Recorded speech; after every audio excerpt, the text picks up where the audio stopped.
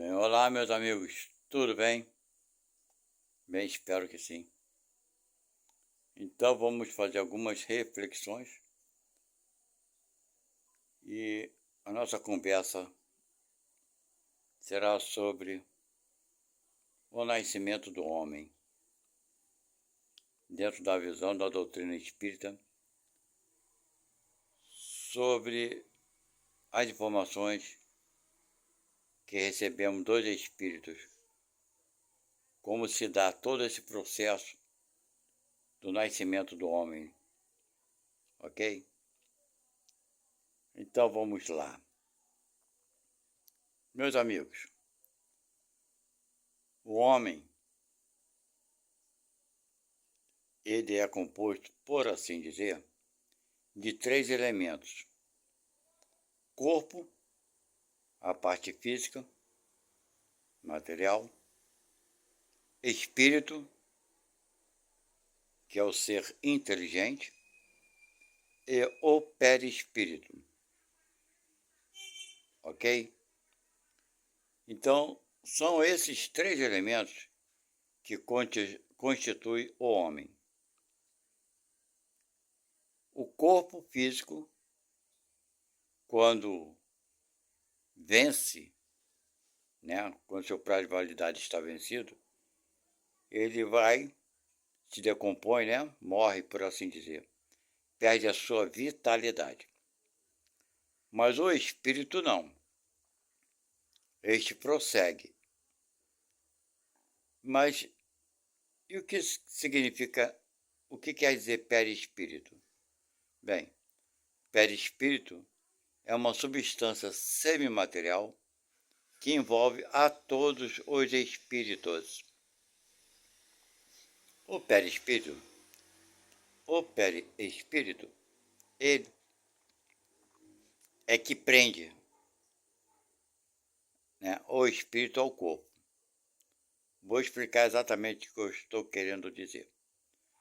O perispírito é uma substância semimaterial. Ele tem uma parte somente de energia e uma parte que é uma matéria bem sutil, mas não deixa de ser matéria, ok? Então, essa parte que é sutil, a matéria do perispírito, ela é ligada na parte da matéria do corpo físico. Então, minha gente, cada célula do perispírito fica ligada a cada célula do corpo físico. Vocês entenderam? Isso é bem fácil de entender. Então, se nós espíritos estamos dentro do perispírito, ok?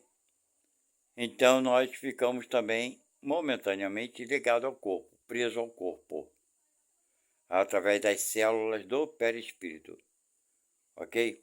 Porque o perispírito é para nós espíritos como se fosse uma vestimenta, uma roupa, ok? As substâncias do perispírito são retiradas do próprio planeta que nós estamos habitando. Então, a substância do perispírito daqueles que habitam o planeta Terra são substâncias tiradas da energia do próprio planeta Terra, ok? Esse é um ponto. A coisa é bem complexa e bem complicada, mas não é difícil de se entender. Então, quando o corpo morre, nós saímos do corpo. Essas células são automaticamente desligadas e vamos para a pátria espiritual, ok? Pois bem, lá ficamos um determinado tempo para reencarnarmos, voltarmos à vida, num novo tempo, num novo corpo, para aprendermos novas coisas, ok? Mas vamos falar o que interessa. Então, quando nós estamos lá na vida espiritual, nos preparando para uma nova vida aqui na Terra, nós fazemos as nossas escolhas, né? Por exemplo, quem será teu pai, né? Quem serão nossos pais? Quem serão nossos filhos, né? Qual o país que vamos reencarnar? a situação financeira da família. Tudo isso é planejado e calculado minuciosamente. E, além disso tudo, também escolhemos o nosso corpo físico, qual será a imagem desse corpo quando adulto. Como será esse corpo? Será magro? Será alto? Será baixo? Será gordo? Será bonito? Será feio? Será mediano? Terá os cabelos loiros ou os cabelos pretos? Olhos azuis ou olhos marrons, castanhos e por aí vai. Essas características todas do corpo nós escolhemos antes de vir para a vida. Olha como uma coisa complexa, ok? Aí tá, aí você fala assim, mas como é que se dá tudo isso? É uma coisa que dá muito trabalho realmente.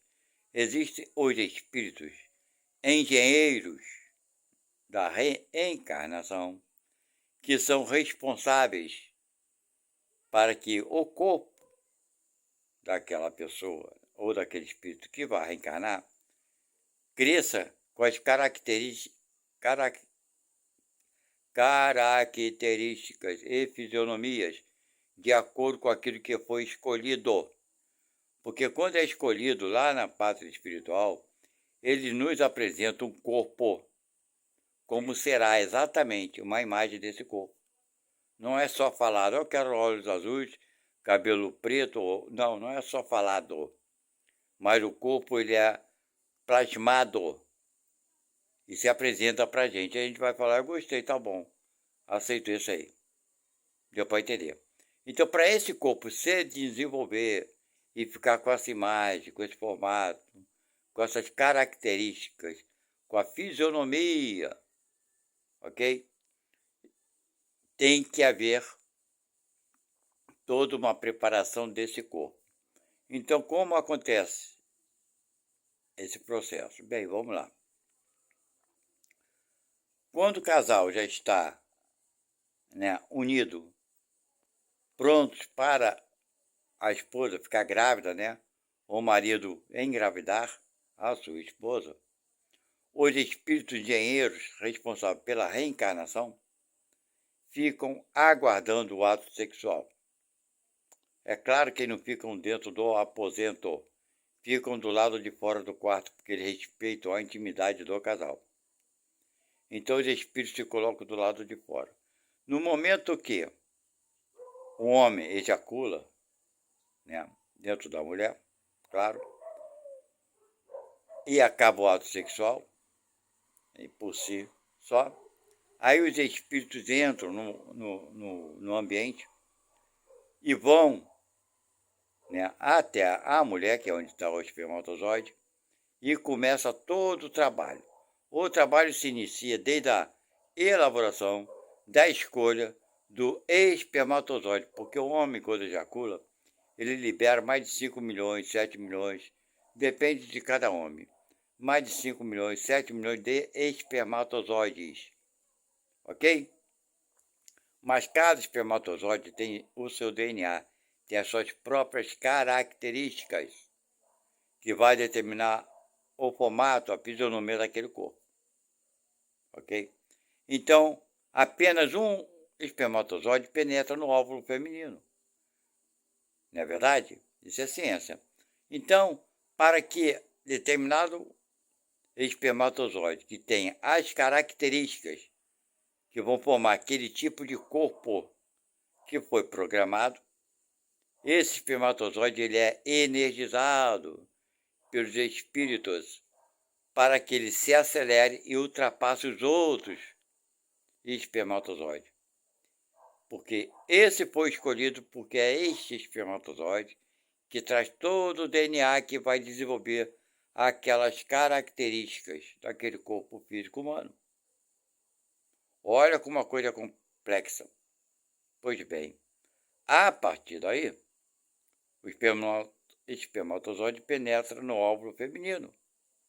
E com o desenvolvimento, aquele corpo vai ficar com a fisionomia que foi determinada. Por quê? O espermatozoide carrega todas as características da fisionomia, dos órgãos internos. Se tiver que ter doença, ele vai ter uma doença no fígado, no pulmão, no coração, onde quer que seja. Aquele espermatozoide traz toda essa informação.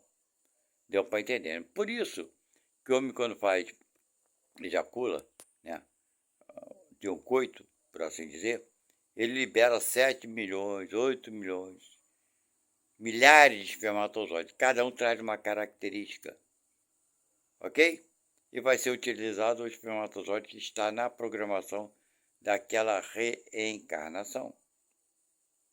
Ok? E a partir daí, aquela célula única, ela vai se multiplicando. Eu estou falando do corpo físico, ok? Então, nesse exato momento que o espermatozoide entra no óvulo feminino, o espírito é ligado automaticamente a essa única célula. O perispírito já é ligado imediatamente. E a cada célula do corpo que vai se dobrando, se multiplicando, vão sendo ligadas a cada célula do perispírito. Esse processo ocorre por aproximadamente até a criança nascer e depois da criança nascer até os 7 anos de idade da criança, depois de nascida. Então vocês observem bem, cada célula do perispírito é ligada a cada célula do corpo humano, até a idade aproximadamente de 7 anos. Né? Pode passar um pouquinho mais ou pode ser um pouquinho antecipado, mas é sempre numa idade média de 7 anos. Ok? Por isso que existe uma teoria, a teoria é uma coisa tão absurda que estão falando por aí, até deram nome em palavras em inglês, sobre seres humanos encarnados, que o espírito sai, vai embora, e para outro espírito vir habitar aquele corpo. Tem um nome que deram, um nome sobre isso, e botaram em inglês. Né? Bem, gente, isso é impossível. Porque depois desse processo todo que eu expliquei para vocês, que é ligado a célula por célula do perispírito com cada célula do corpo humano, como poderia o espírito simplesmente sair e o outro entrar?